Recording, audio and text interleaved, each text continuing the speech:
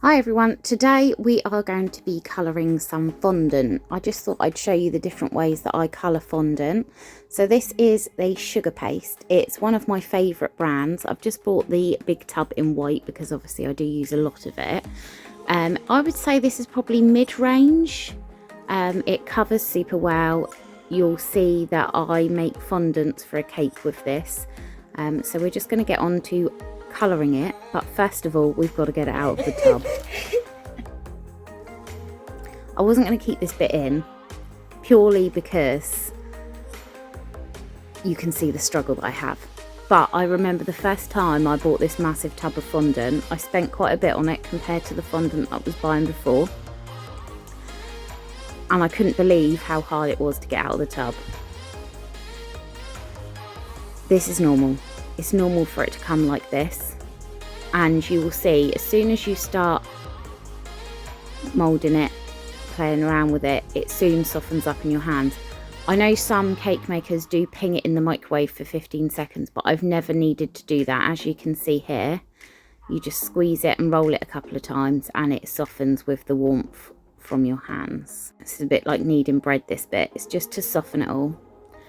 So the first colouring we're going to use is a Sugar Flare Extra Red. I find this gives a brilliant red.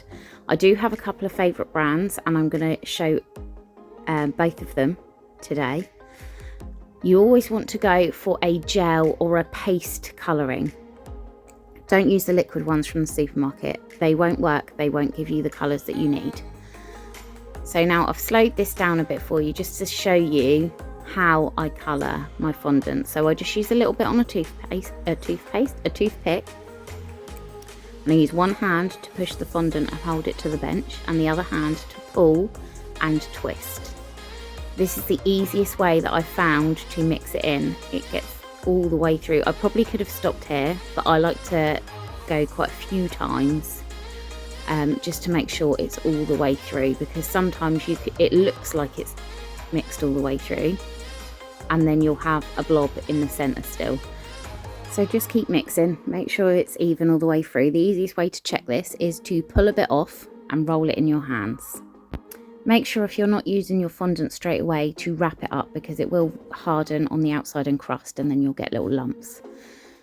So now I'm using pre-coloured fondant to colour my white icing. So if you are only making one cake for a family or friend, you don't want to buy 7 different colours of paste, but there are cheap fondants at the supermarket. So my advice to you, I bought a yellow and a red for this. I knew I was going to be using lots of red, yellow, orangey colours, so I bought a yellow and a red just to show you guys this. So my advice to you would be to use a small amount of the pre-coloured fondant. Start with a pastel colour. You can always add more of the coloured fondant. You can't take it away. And it's harder to make a colour lighter.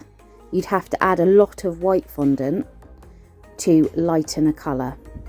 So this is a really pale, off-white, creamy, pastel-y orange. I'm just going to pop that to one side because I actually want 2 different colours. I do come back and recolour this a darker yellow, but I was just showing you how to get a nice pastel colour. So now we're going to use the rest of that orange that I mixed up to mix up, and it just goes to show how little of the coloured fondant you need to completely change the colour of your white fondant. I've just sped through this because there's no need to see me doing the same thing over and over again. But I will show you the other brand that I like. And finally, my other favourite brand, this is Pro Gel, Rainbow Dust Pro Gel.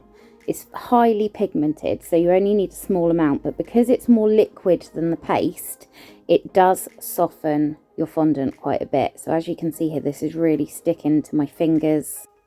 So what to do if that happens? Keep going until you've mixed it all in, because you're already messy. There's no point going off and washing your hands and coming back again, especially because you will end up adding more water to it. Roll it into a ball, get as much off your hands as you can, and then pop it on the side to stiffen back up again.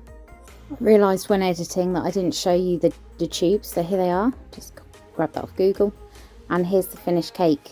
So as you can see from the colours we mixed, we made the leopard, monkey, lion and giraffe. There is also an elephant as well. If you've made it this far, thank you so much for watching. Don't forget to subscribe and click the notification bell so you'll find out when I upload new videos. I will be posting a walkthrough of how to make each of the fondant animals later on.